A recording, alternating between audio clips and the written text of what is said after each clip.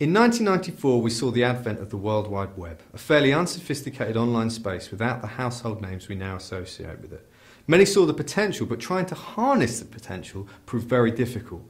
The internet is the first thing that humanity has built that humanity doesn't understand, said Eric Schmidt. The technology was slow, desktops were beige boxes, and the familiar sound of the dial-up of a modem announced that an online session would soon commence. Web pages were basic in design, a large image on screen often prompted viewers to go and put the kettle on. Macromedia made the web more colourful in 1996 with the release of Flash, allowing web pages to feature rich interactivity, animation and more recently, video. But what about the pharmaceutical industry? Well, by 1996, when SB.com was launched, all the major pharmaceutical companies were now on the web. Notably, approximately 50% of all traffic to the SB site was to the recruitment section. The cost for setting up the SB site? Approximately $500,000, a cost similar to the production of the annual report. Pharma also experimented with online disease awareness. An example again from SmithKline was CafeHerpe.com, a site providing information about the herpes virus in a cafe-style environment that's fun to use. And most importantly, an anonymous environment for users to research often hard to talk about conditions. But digital has evolved. Absolutely. Companies start to realise that to drive awareness it's essential to have a personalised brand experience via a web page. This allows 24/7 access to more people than ever before. The web has evolved and now over 2.2 billion people regularly access it. That's over 32% of the worldwide population. Social media is the new buzz. It's ubiquitous. There is now a generation who are always accessible, willing to share their experiences, both positive and negative. And as a result, a number of brands engage with users through social media platforms. User-generated content now affects the decisions that are made by marketers. So, the message you put out about your brand needs to be engaging. Tell a story, encourage people to share it. Statistics suggest that patients want information from pharma, but from websites rather than social media channels. Those same statistics show that HCPs rarely use pharma websites to get information. So we need to change the way we engage with healthcare professionals, perhaps using social media for disease awareness and more engaging consumer techniques for branded messages.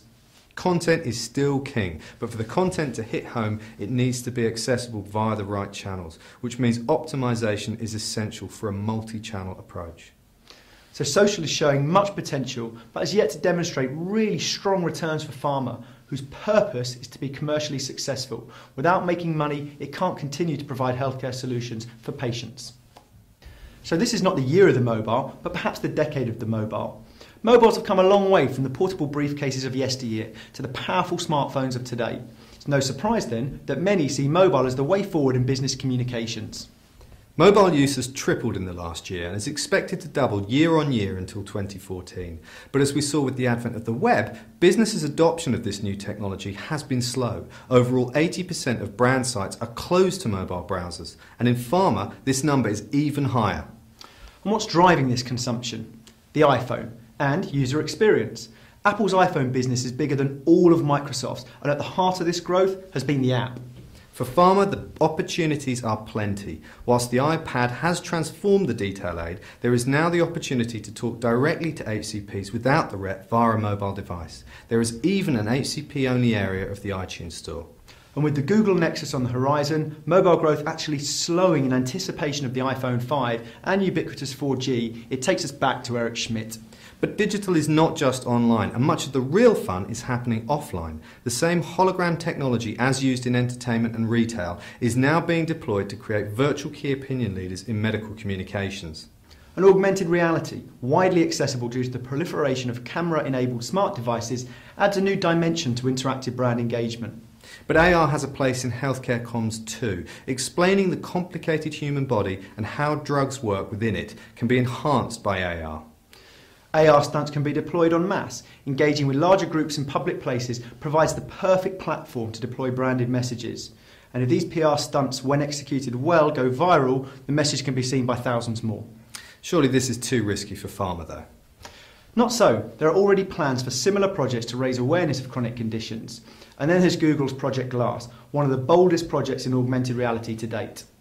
But whilst Project Glass is some way off, we've already seen developments using AR glasses in branded pharmaceutical communications. This innovative technology is available to all and has powerful applications, particularly in conference and meeting environments. Much of this innovation is fueled by technology, and the pace of development of hardware appears to be accelerating. Just look at the Apple example. So what's next? Mobile is in the ascendancy, and the web, whilst definitely not dead, well, its role is definitely diminished. Whatever the new paradigm, one thing is clear. Digital is moving at some pace, and its role in communication has never been so important. For the pharma industry, well, the target audience is already in the digital space. So the obvious thing to do is to talk to them in the right way via the right channels.